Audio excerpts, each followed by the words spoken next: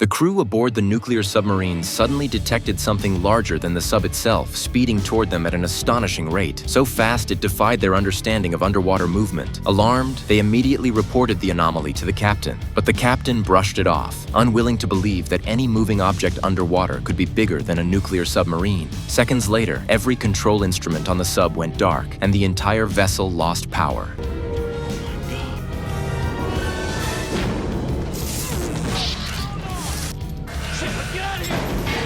Then came a violent collision. A massive influx of seawater poured into the torpedo bay. In a panic, the captain ordered the bay sealed off, but the impact had already triggered uncontrollable fires in other compartments. The control room was completely destroyed, and the submarine's bow began plummeting toward the ocean floor. In a last-ditch effort, the captain ordered the emergency beacon deployed, hoping to call for help. But to his horror, the submarine crashed head-on into the seabed.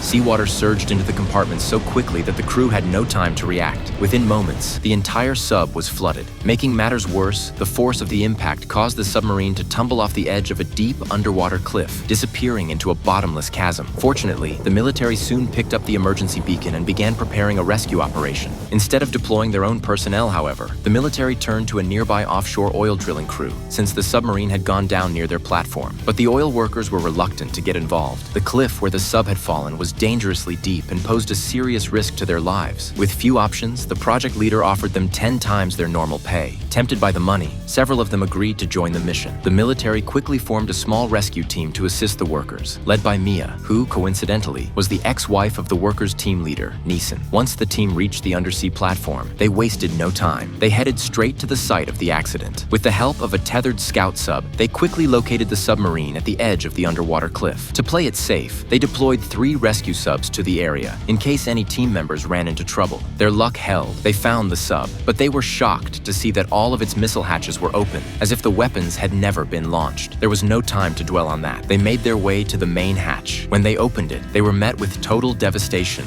Everything was flooded and in ruins. There was no time to investigate what had happened. Their only focus was finding any survivors. The team split up to cover more ground, hoping to buy as much time as possible for the rescue effort.